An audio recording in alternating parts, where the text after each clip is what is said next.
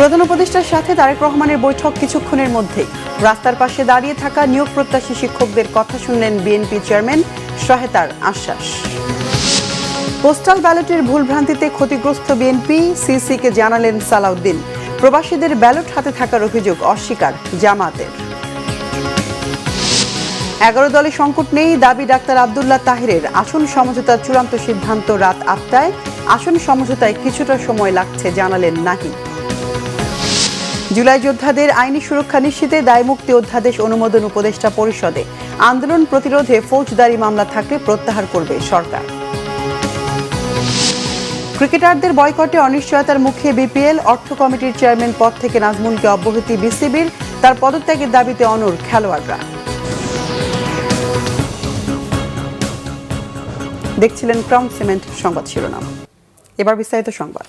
প্রধান উপদেষ্টা ডক্টর মোহাম্মদ ইউনূসের সাথে বৈঠক করতে যমুনায় সপরিবারে পৌঁছেছেন বিএনপির ভারপ্রাপ্ত চেয়ারম্যান তারেক রহমান।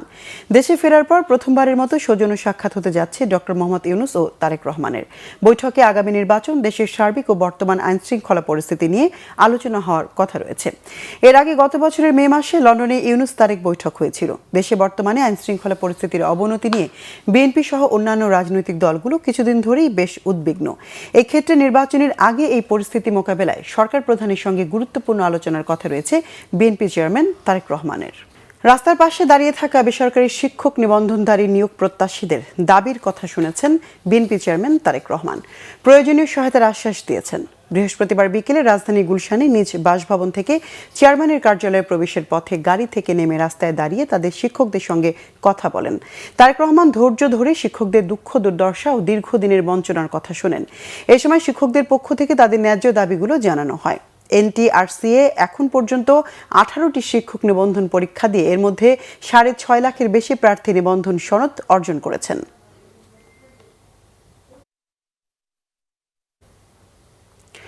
নির্বাচন কমিশনের পক্ষ থেকে প্রবাসী ভোটারদের পাঠানো পোস্টাল ব্যালটের ভুল ভ্রান্তিতে বিএনপি ক্ষতিগ্রস্ত হয়েছে বলে মন্তব্য করেছেন দলের স্থায়ী কমিটির সদস্য সালাউদ্দিন আহমেদ। বিষয়টি নিয়ে নির্বাচন কমিশনের কাছে পরিষ্কার ব্যাখ্যা চেয়েছে বিএনপি। এদিকে প্রবাসীদের পাঠানো পোস্টাল ব্যালট জামাতের হাতে যায় বিএনপির এমন অভিযোগ মিথ্যা দাবি করে জামাতের সহকারী সেক্রেটারি জেনারেল ডাক্তার AHM হামিদুর রহমান আজাদ বলেন, নির্বাচন কমিশনের পোস্টাল ব্যালট কার্যক্রমে কোনো অভিযোগ নেই জামাতের, তবে লেভেল প্লেইং ফিল্ড নিয়ে শঙ্কা দলটির। আসমা আক্তার নূপুরের রিপোর্ট। বৃহস্পতিবার দুপুরে প্রধান নির্বাচন কমিশনারের সাথে সাক্ষাৎ করতে নির্বাচন কমিশনে আসেন বিএনপির স্থায়ী কমিটির সদস্য সালাউদ্দিন আহমেদ। সাক্ষাৎ শেষে সাংবাদিকদের জানান, প্রবাসীদের পোস্টাল ব্যালট ব্যবস্থায় ব্যাপক অনিয়ম হয়েছে। তিনি বলেন, প্রবাসীদের জন্য পাঠানো পোস্টাল ব্যালট সঠিকভাবে বিবেচনা করা হয়নি। যারা ব্যালট প্রণয়ন, প্রেরণ ও ব্যবস্থাপনার সঙ্গে যুক্ত ছিলেন তাদের নির্বাচন কমিশনের কাছে ব্যাখ্যা দিতে হবে। বলেন যে ভুলগুলো হচ্ছে তাতে বিএনপি ক্ষতিগ্রস্ত হচ্ছে। তার দাবি, এটি শুধু ধারণা নয়, এখন প্রমাণিত হচ্ছে যে একটি নির্দিষ্ট রাজনৈতিক দলের পক্ষে এখানে কাজ হয়েছে।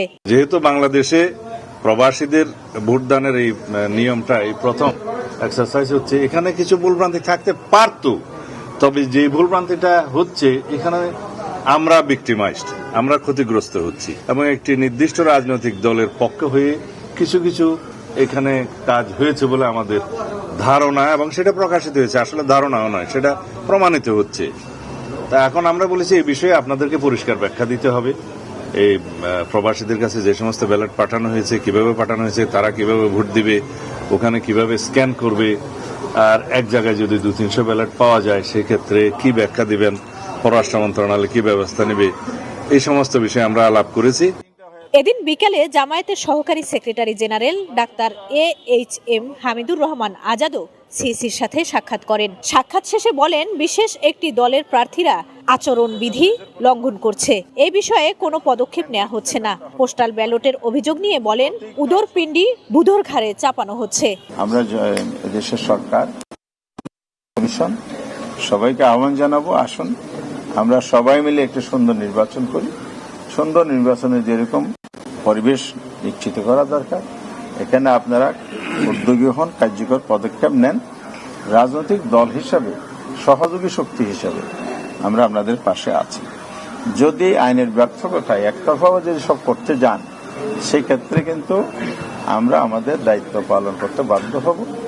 আমরা যে রাজনৈতিক শক্তি, রাজনৈতিক ঐক্যমতের যে আমরা সমঝোতার ইলেকশনে যাচ্ছি অনেকগুলো দল, সেখান থেকে আমাদেরকে অবশ্যই ভাবতে হবে এই ইলেকশনে আমরা আপনাদেরকে কতটুকু কোঅপারেট করতে পারবো। এটা প্রশ্ন দেখা আসবে আপনাদের সামনে, দেশের সামনে, জাতির সামনে।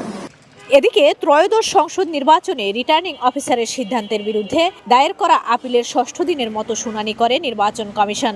সকাল 10টায় শুরু হয় এ কার্যক্রম, চলে বিকাল 6টা পর্যন্ত।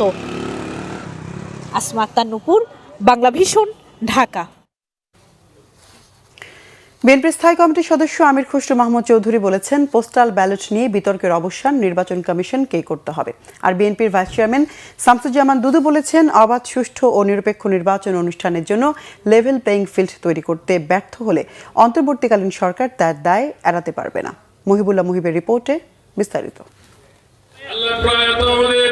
চট্টগ্রামে বেগম খালেদা জিয়ার রুহের মাগফিরাত কামনায় আয়োজিত দোয়া মাহফিলে প্রধান অতিথির বক্তব্যে বিএনপির স্থায়ী কমিটির সদস্য আমির খসরু মাহমুদ চৌধুরী বলেছেন, দেশে স্থিতিশীল রাজনৈতিক পরিবেশের স্বার্থে বেগম খালেদা জিয়া আজীবন গণতন্ত্রের যে মশাল বহন করেছেন তার সম্মান রাখতে হবে।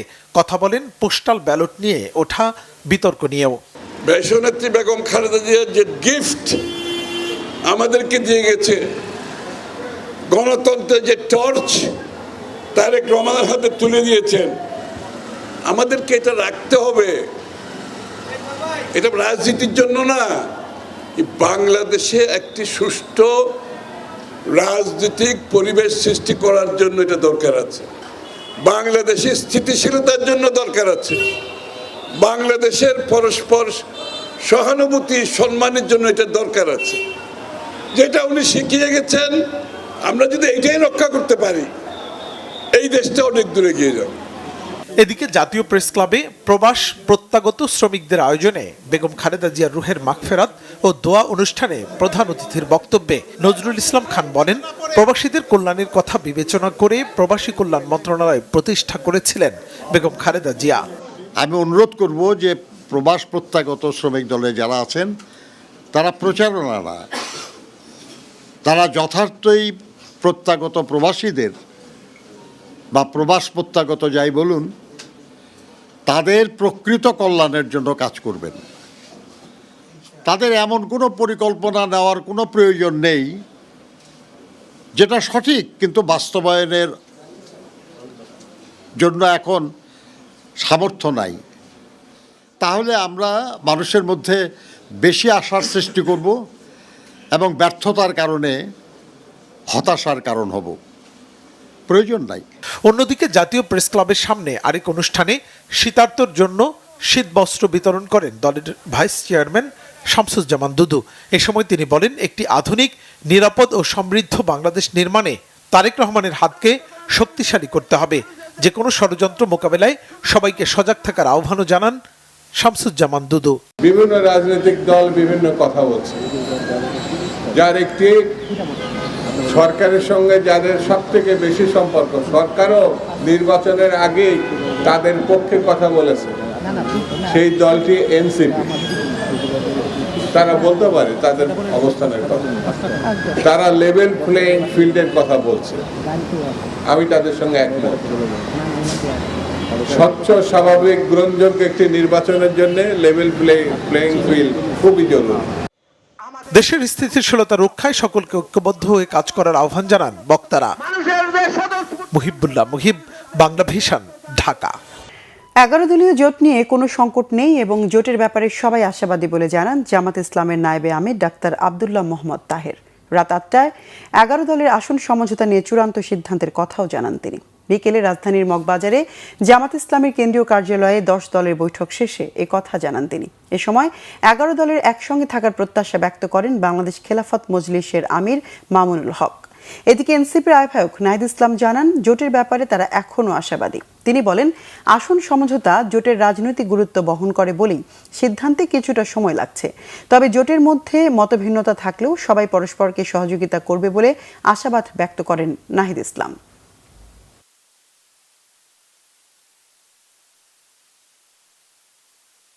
আমরা কোনো ঝামেলার ভিতরে নাই এবং আমাদের ভিতরে যে আলাপ আলোচনা হচ্ছে কিছুটা মত ভিন্নতা হচ্ছে, এটা ঝামেলা বলা যায় না।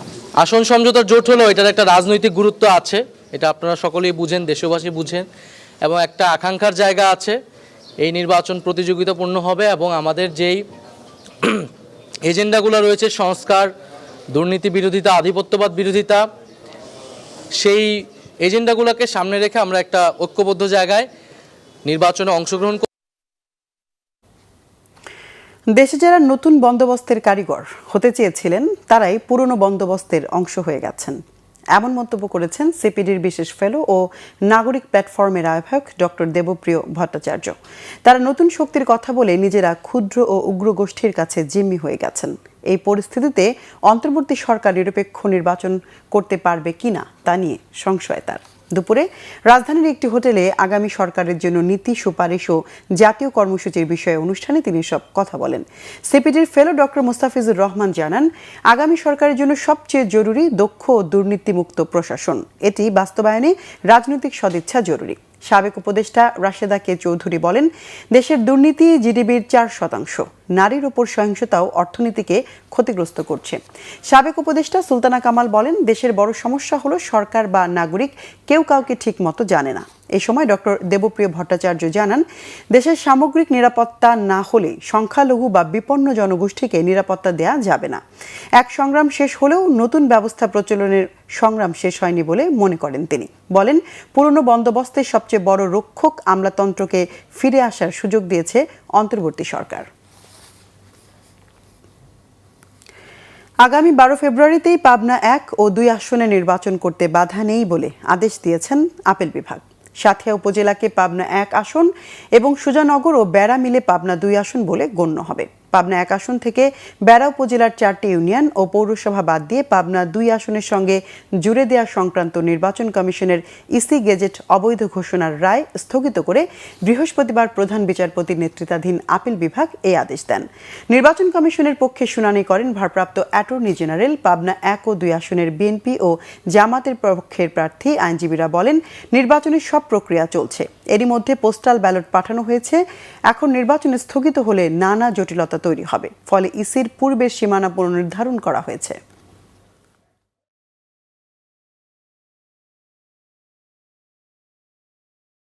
জুলাই গণ অভ্যুত্থানে অংশগ্রহণকারী যোদ্ধাদের আইনি সুরক্ষা নিশ্চিতে উপদেষ্টা পরিষদ জুলাই গণ অভ্যুত্থানের দায়মুক্তি অধ্যাদেশ অনুমোদন করেছে। বৃহস্পতিবার রাজধানীর ফরেন সার্ভিস একাডেমিতে সমসাময়িক ইস্যুতে আয়োজিত ব্রিফিংয়ে এই তথ্য জানিয়েছেন আইন উপদেষ্টা অধ্যাপক আসিফ নজরুল। তিনি বলেন, জুলাই আগস্টে রাজনৈতিক প্রতিরোধে ফৌজদারি মামলা থাকলে সরকার তা প্রত্যাহার করবে, নতুন করে মামলা হবে না। এছাড়াও গণ অভ্যুত্থানকারীদের ওপর কোথাও কোনো মামলা হয়েছে কিনা তাও খতিয়ে দেখা হচ্ছে বলে আশ্বস্ত করেন তিনি। এ সময় সড়ক অবরোধ করে জনদুর্ভোগের বিষয়ে দেশের জনগণকে সামাজিক প্রতিরোধের মতো উদ্যোগ নেওয়ার আহ্বান জানান আইন উপদেষ্টা।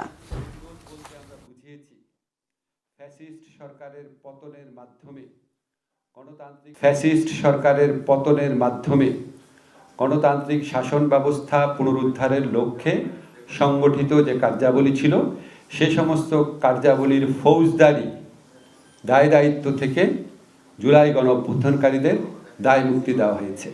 আমরা ভবিষ্যতের কথা চিন্তা করে, যারা জুলাই গণ অভ্যুত্থানকারী আছে, ভবিষ্যতে বিভিন্ন ধরনের সরকার আসবে, বিভিন্ন রাজনৈতিক পট পরিবর্তন ঘটবে, জুলাই গণ অভ্যুত্থানকারীদের প্রোটেকশন আমাদের নৈতিক দায়িত্ব। আজকে আমরা বাংলাদেশে যে মুক্ত বাতাস পাচ্ছি, গণতন্ত্র পাচ্ছি, হিউম্যান রাইটস পাচ্ছি, আমাদের এই সমস্ত কিছু হচ্ছে জুলাই গণ অভ্যুত্থানকারীদের আত্মত্যাগের ফসল। তাদের ভবিষ্যৎকে নিরাপদ রাখার চিন্তা থেকে মূলত এই কাজটা করা হয়েছে।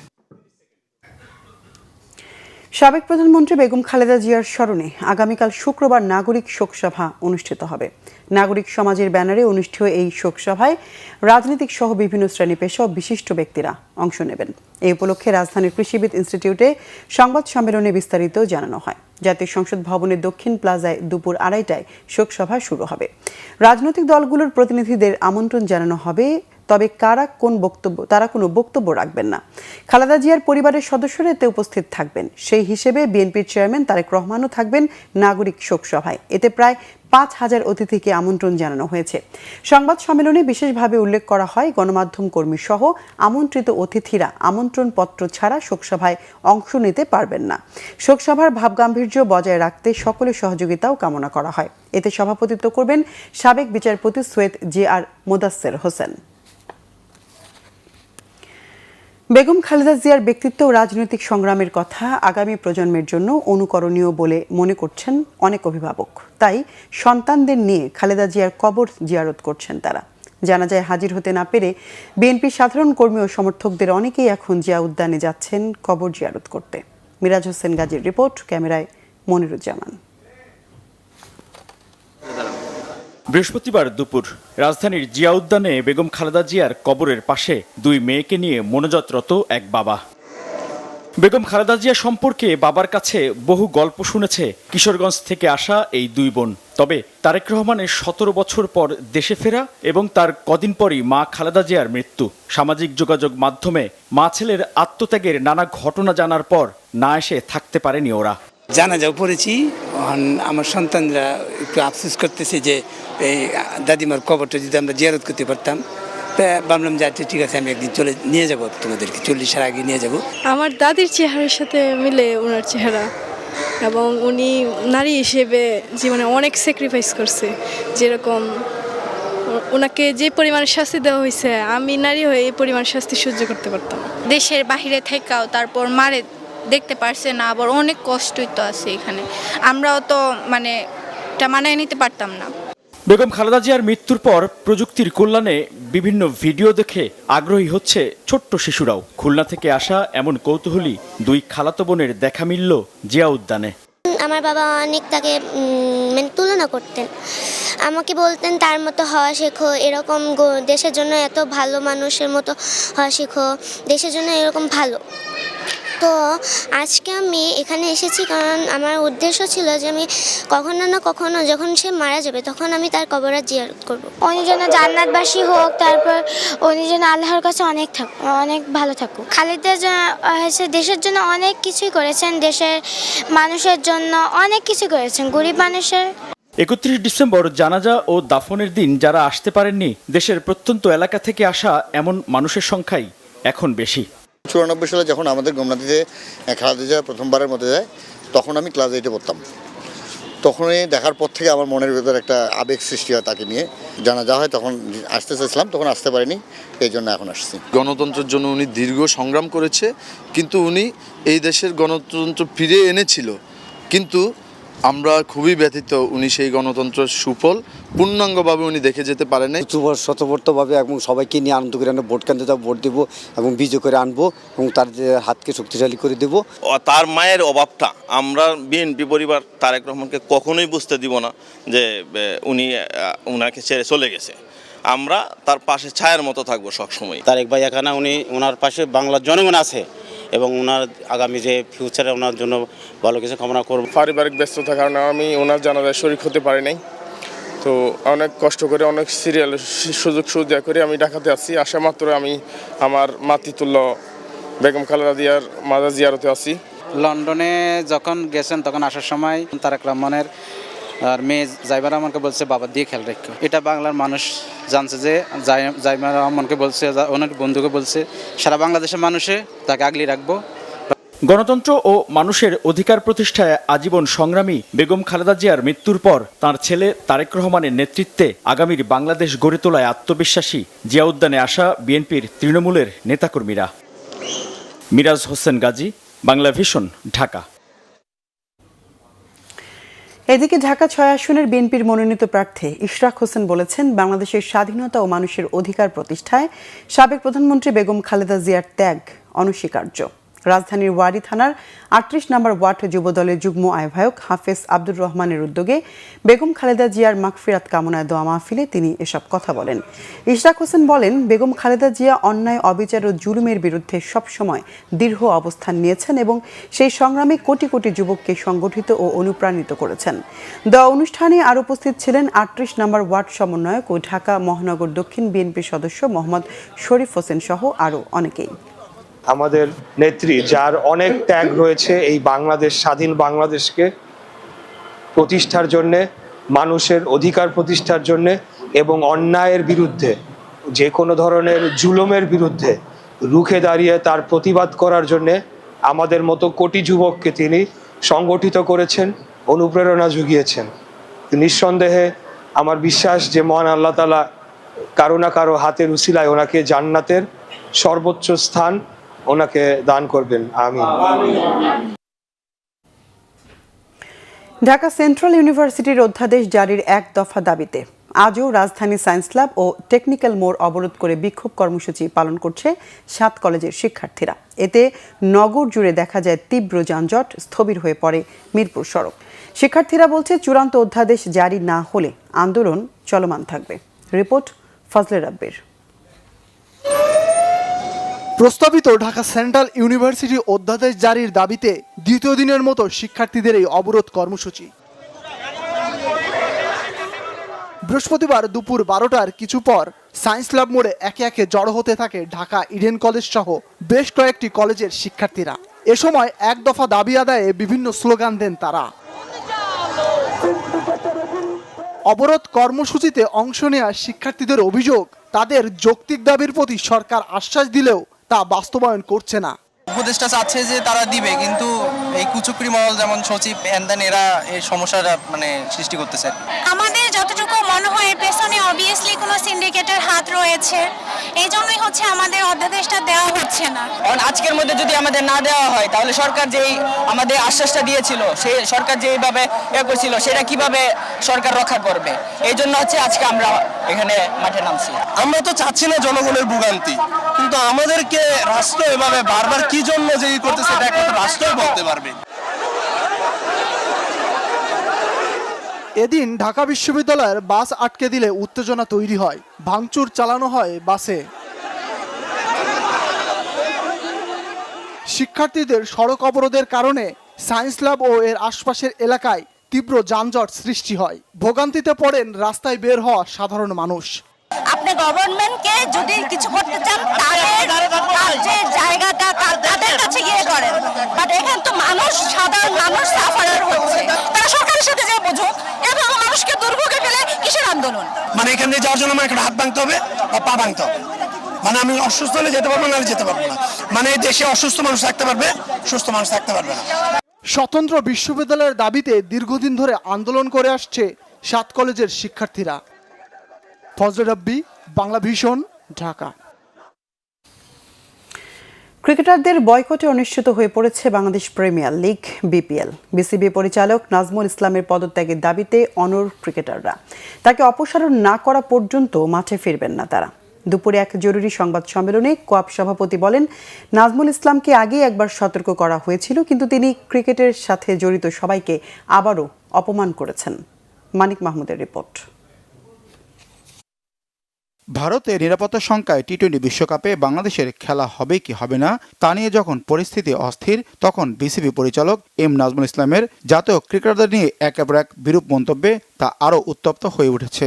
আগুনে ঘি ঢেলে দেওয়ার মতো অবস্থা এখন। বৃহস্পতিবারের মধ্যে নাজমুল ইসলাম পদত্যাগ না করলে ম্যাচ বর্জনের ঘোষণা দিয়েছিল ক্রিকেটারদের সংগঠন কোয়াপ। বিসিবি তাদের দাবি না মানায় নিজেদের সিদ্ধান্তে অটল মিঠুন, শান্ত, মিরাজরা। আর সব কিছুরই একটা লিমিট আছে। আমার মনে হয় লিমিটটা ক্রস করে গেলে তখন অ্যাকশন ছাড়া আর বিকল্প কোনো অপশন থাকে না। তো আমরা আজকে যেটাই করছি আমরা অসহায় এবং বাধ্য হয়েই করা। আপনারা ফারুক ভাইকে ওভারনাইট এখান থেকে সরিয়ে দিয়েছিলেন, কিন্তু এখন একজন বোর্ড ডিরেক্টরের ক্ষেত্রে যার এগেনস্টে ইভেন বোর্ড ডিরেক্টররাও বলছেন যে ওনার উপরে বিরক্ত, তাহলে এত থাকলে আপনারাও বিরক্ত, আমরাও বিরক্ত, পুরা ক্রিকেট জাতি বিরক্ত, তারপরেও একজন বোর্ড ডিরেক্টরকে কেন সরানো যাচ্ছে না, এই কোশ্চেনটা আমারও আছে। ক্রিকেটাররা বলেন বোর্ডের সাথে নেই কোনো বিরোধ, খেলাটাই তাদের পেশা, মাঠেও ফিরতে চান, তবে সম্মান বিসর্জন দিয়ে নয়। ক্রিকেট বন্ধ করে আসলে আমাদের কোনো কিছু না। আমরা চাই যে ক্রিকেট মাঠে খেলা থাকুক এবং খেলা হোক এবং প্রফেশনালিজম মেনটেন করে যাতে সবাই আমরা ক্রিকেট খেলতে পারি মাঠে, এটা সব থেকে বড় লক্ষ্য থাকে। মাঠে খেলা হচ্ছে বলেই কিন্তু আজকে আমাদের একটা ভালো জায়গায় আমরা ক্রিকেট বোর্ড আছি। সো মাঠে যদি খেলাই না হয় তাহলে কিন্তু স্পন্সরও আসবে না বা আইসিসি থেকেও যে রেভিনিউটা পাওয়া হয় সেটাও পাওয়া হবে না। বাট আমার কাছে মনে হয় যে আমাদের এটা শুধু ব্যক্তিগত না, এটা প্রত্যেকটা ক্রিকেট ক্রীড়াঙ্গনের জন্য এটা একটা লজ্জাজনক। ক্রিকেটারদের প্রতিবাদের মুখে বিসিবির অর্থ কমিটির চেয়ারম্যানের পদ থেকে অব্যাহতি দেওয়া হয় নাজমুল ইসলামকে। বিপিএল ঢাকা পর্বে দিনের প্রথম ম্যাচও মাঠে গড়ায়নি, তবে ক্রিকেটাররা তাদের বয়কটে অটল থাকায় সন্ধ্যা পর্যন্ত হয়নি কোনো সমঝোতা। ফ্রাঞ্চাইজির সাথে আলোচনার সিদ্ধান্ত নেয় বিসিবি। অনিশ্চিত হয়ে পড়ে বিপিএল। বোর্ডের গঠনতন্ত্র অনুযায়ী নির্দিষ্ট কয়েকটি কারণ ছাড়া কোনো পরিচালককে অপসারণ করার বিধি নেই, যদি না কেউ স্বেচ্ছায় সরে দাঁড়ান। মানিক মাহমুদ, বাংলা ভিশন, ঢাকা।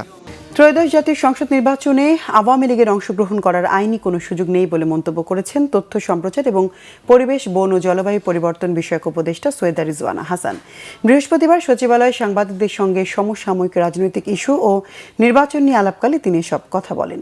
নির্বাচন নিয়ে জনমনে তৈরি হওয়া সংশয় উড়িয়ে দিয়ে রিজওয়ানা হাসান বলেন, নির্বাচন 12 ফেব্রুয়ারিই হবে। প্রোপাগান্ডা ছড়িয়ে কোনো লাভ হবে না বলেও মন্তব্য করেন তিনি। আওয়ামী লীগ ছাড়া নির্বাচন কতটা গ্রহণযোগ্য বা অংশগ্রহণমূলক হবে, সাংবাদিকদের এমন প্রশ্নের জবাবে উপদেষ্টা বলেন, আইনিভাবে দলটির নির্বাচনে অংশগ্রহণ করার সুযোগ নেই, তাই আওয়ামী লীগ ছাড়াও নির্বাচন অংশগ্রহণমূলক হবে।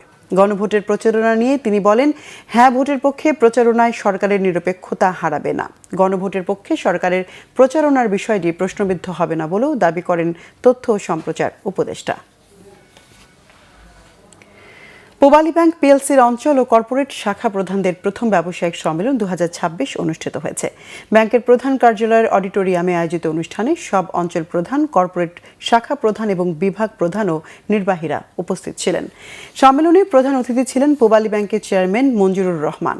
বিশেষ অতিথি ছিলেন ব্যাংকের পরিচালক আজিজুর রহমান। সম্মেলনে সভাপতিত্ব করেন ব্যাংকের ব্যবস্থাপনা পরিচালক ও প্রধান নির্বাহী কর্মকর্তা মোহাম্মদ আলী। এ সময় ব্যাংকের উপব্যবস্থাপনা পরিচালক বৃন্দ মোহাম্মদ ইসা, মোহাম্মদ শাহাদাত হোসেন, আহমেদ এনায়েত মঞ্জুর, মোহাম্মদ শাহ নেওয়াজ খান, মোহাম্মদ আনিসুজ্জামান ও সুলতানা শরীফুন নাহার সম্মেলনে উপস্থিত ছিলেন। সম্মেলনে 2026 সালে ব্যাংকের নির্ধারিত লক্ষ্যমাত্রা অর্জনের বিভিন্ন কৌশল ও দিক নিয়ে আলোচনা করা হয়। বর্তমান অর্থনৈতিক পরিস্থিতিতে বাংলাদেশ ব্যাংক ও নিয়ন্ত্রণকারী প্রতিষ্ঠানের নিয়ম নীতি মেনে চলার মাধ্যমে ব্যাংকিং পরিচালনার জন্য নির্দেশ দেন চেয়ারম্যান মঞ্জুরুর রহমান। সংবাদ শেষ করব ক্রাউন সিমেন্ট শিরোনামগুলো আরেকবার জানিয়ে। প্রধান উপদেষ্টার সাথে তারেক রহমানের বৈঠক, রাস্তার পাশে দাঁড়িয়ে থাকা নিয়োগ প্রত্যাশী শিক্ষকদের সাথে কথা শুনলেন বিএনপি চেয়ারম্যান, সহায়তার আশ্বাস। পোস্টাল ব্যালটের ভুলভ্রান্তিতে ক্ষতিগ্রস্ত বিএনপি, সিইসিকে জানালেন সালাউদ্দিন। প্রবাসীদের ব্যালট হাতে থাকার অভিযোগ অস্বীকার জামাতের। 11 দলে সংকট নেই দাবি ডাক্তার আব্দুল্লাহ তাহিরের। আসন সমঝোতার চূড়ান্ত সিদ্ধান্ত রাত 8টায়। আসন সমঝোতায় কিছুটা সময় লাগছে জানালেন নাহিদ। জুলাই যোদ্ধাদের আইনি সুরক্ষা নিশ্চিতে দায় মুক্তি অধ্যাদেশ অনুমোদন উপদেষ্টা পরিষদে। আন্দোলন প্রতিরোধে ফৌজদারি মামলা থাকলে প্রত্যাহার করবে সরকার। ক্রিকেটারদের বয়কটে অনিশ্চয়তার মুখে বিপিএল, অর্থ কমিটির চেয়ারম্যান পদ থেকে নাজমুলকে অব্যাহতি বিসিবির, তার পদত্যাগের দাবিতে অনড় খেলোয়াড়রা। দর্শক, এই ছিল এখনকার মতো। পরের সংবাদ রাত 10:30। এর আগে 9টায় রয়েছে নিউজ 20, দেখার আমন্ত্রণ রইল। এছাড়া বাংলা ভিশন সংবাদ ও সংবাদ সংশ্লিষ্ট অনুষ্ঠান দেখতে ভিজিট করুন www.bvnews24.com ও facebook.com/banglavisionnews এবং সাবস্ক্রাইব করুন youtube.com/banglavisionnews। এতক্ষণ সঙ্গে থাকায় ধন্যবাদ সবাইকে।